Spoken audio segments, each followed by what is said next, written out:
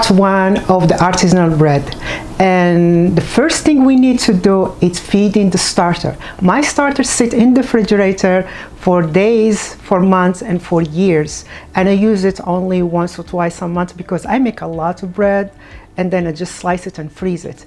So I take the starter from the refrigerator, which is basically 200 grams. I feed it and it becomes 400 grams. I split it, half of it goes back to the refrigerator as a starter. The other half I feed it for the second time and I use it in the bread. So we're going to show you how it's done.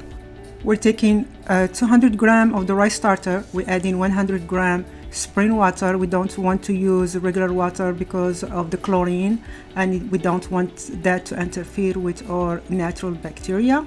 We stir it very well, and we're going to add 100 grams of rye flour. I'm using rye flour because that's what I'm using in my bread when I'm using this starter. You can use any flour you want. We're taking 200 grams of the rice starter. We're adding 100 grams spring water. We don't want to use regular water because of the chlorine, and we don't want that to interfere with our natural bacteria. We stir it very well, and we're going to add 100 grams of rye flour. I'm using rye flour because that's what I'm using in my bread when I'm using this starter. You can use any flour you want. And we keep stirring it to make sure no dry flour is left. Then we pour it in a clean jar. You don't need to do it that way. I'm doing it just for the sake of this video so you can see the progress of the starter in a clean jar.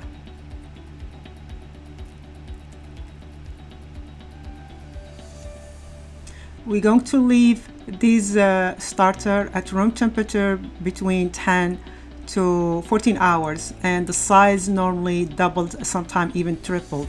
That's why you need the jar 3 times the volume of the initial volume of the starter. So now we're going to stir this starter and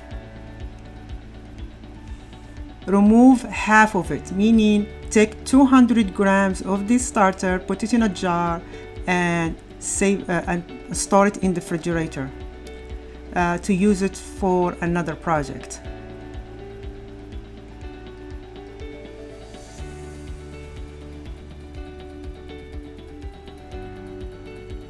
Now we have 200 grams of starter. We add in 100 grams of spring water, then 100 grams of your preferred flour. I am adding rye flour because that's what I'm going to use from my own bread. And we stir them again, the same thing, and we're going to leave them at the room temperature for 10 to 14 hours. Make sure the jar is 3 times the size of the initial starter, because you may have the starter tripling and you may have a little problem. So here we just clean up the jar. We're making the dough even so we can see the progress of the starter, and that's it.